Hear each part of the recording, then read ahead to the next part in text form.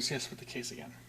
The reason being is because I need to check out why, or if the case should be spinning, or if the crank should be spinning more than it is. As you can see here, how easy that spins.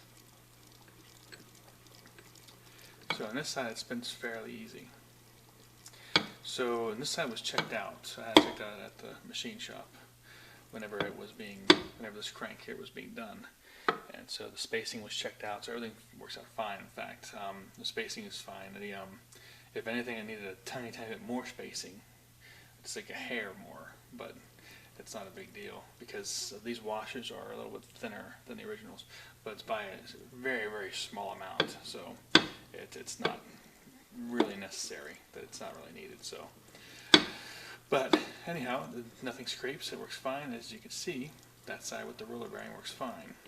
So whenever it was tight, I knew the issue was going to be, since that was all checked out already, with this bearing. So this bearing here, as you can see, it does not rotate as smoothly, or as, it's more tight. Now the question is this just the way it is, or is it actually bad? And that I don't know. I was worried about that this inner race may have warped when I heated it up, because when I tried to put it on, I had to do it several times because the gloves that I was using, the oven pot mitts, the first couple ones were all rubber, and it was hard for me to line them up, so none of them worked until I got the cloth ones that I was able to actually hold it and slide it on. So I kind of got worried that this might have gotten warped. So I wasn't so sure that I would take it apart, because I know my 82, when I put it together, it was also tight like this. It was also not as smooth rotating. But that had one of these bearings, as well as a double row angular bearing on the other side. So that could also have made why that one was different. Or this could also have been warped and I didn't realize it. That one ran fine though. So I went back and looked at the 86. The 86 has the same bearing, exactly the same. And it was spinning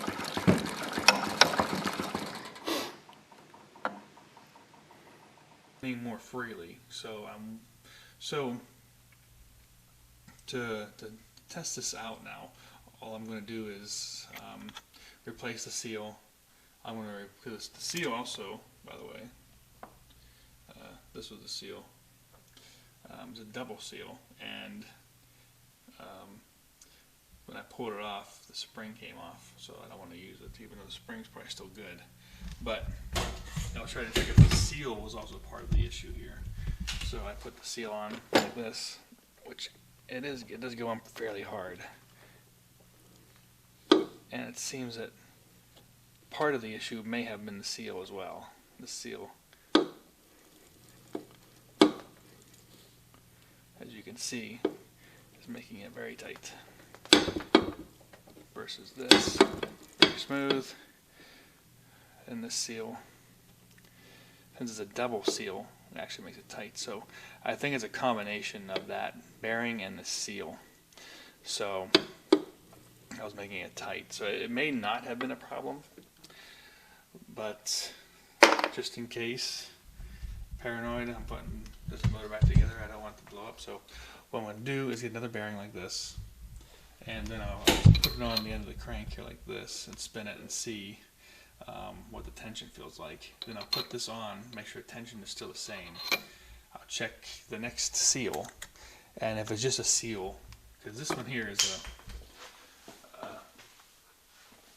double lip seal, and I think the one I put on my 80, the other one I think was only a single lip seal. So I see here I have one. This is a single lip seal. I don't think it's actually the right one. No, that's the right one. So this is a single lip seal. We'll see how that looks like. Get it on there. Yeah, single lip seal is much easier to rotate. This double lip seal, this might actually be the reason why it's tight. It's this double lip seal. You see that? It just barely goes. And then you add on that roller bearing, this feels real tight. So yeah, it looks like part of this issue was this double lip seal, as well as possibly this angle, this hair being warped. I mean, you can see that this also doesn't turn as well. So I think that I just want to replace that bearing, replace the seal again. I don't know if I'll have a double lip seal, because I think I got this different at a different place. This double lip seal than the original one I was putting on. May have only been a single lip, but I think that was actually making it tight. So I'm just a little worried about it. But it looks like if it was just a double lip seal, it was probably okay. It just had a lot more tension on it with a double lip than it does with these single lip seals, as you can see clearly. Let me put the single lip seal on. See how freely it moves? That's what I had on my other bike. It's probably on the 96 single lip seal. See that how it moves? Now I put the double lip seal, which was on there. See how it slows it down. So I think that double lip seal puts more tension. So I don't know. I mean, I'm not sure it's necessary to have a double lip seal. It may just be too much. So to at least adding on more pressure to the crank. So yeah. So just to make sure that this thing didn't get warped in heat, buy a new bearing, because it's the exact same bearing I was looking at the bike. And then I'm going to get new seals. I'm probably not going to use this one either. I'll probably just get another one.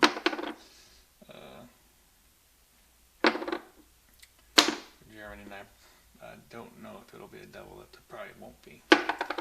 But obviously the double lip is adding more tension onto this crank, so it doesn't spin as freely. You can see here. And there's a seal in there too. It's just not as tight as this double lip seal is. So I believe that is the root of my problem. Double lip seal. It's putting more tension on that crank. So yeah, but I wasn't sure when I had it together. And whenever I looked at the video back at the 96, I was thinking there might be something wrong. And again, my 82 could have also had a double lip seal and caused the same problem. But it seems that it's the double lip seal or it's that roller bearing is a little warped. As you can see, the roller bearing's not turning fast either. So I just want to replace it. And now, before I put everything on, I'm going to go through it and make sure the tension before it goes on is the same as when it goes on, and verify that. So that's why I took it apart. I'm just being paranoid.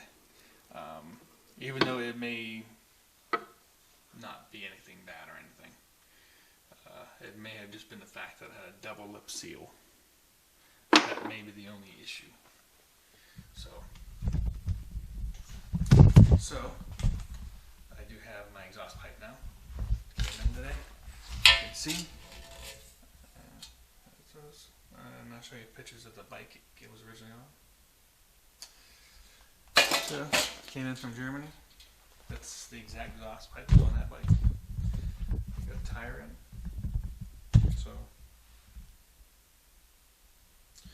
So yeah,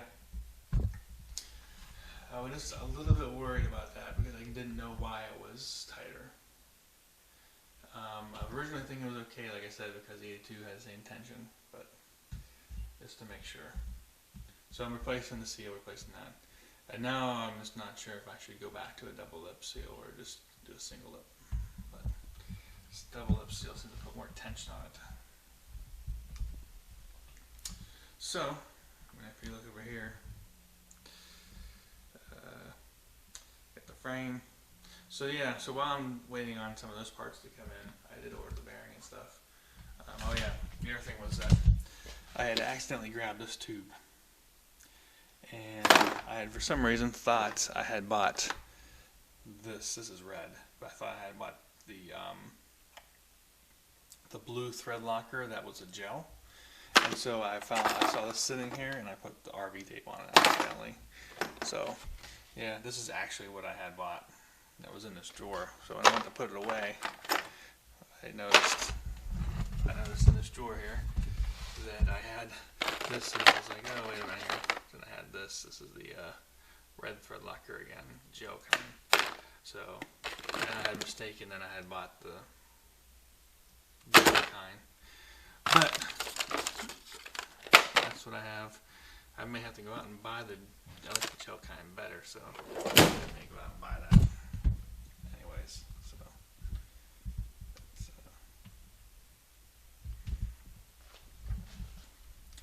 so the next thing I'll probably do is I'll probably do the seat and take apart some of the. Since I got this wheel here, I'm also going to be ordering XL rims. So I'm probably going to take these rims apart and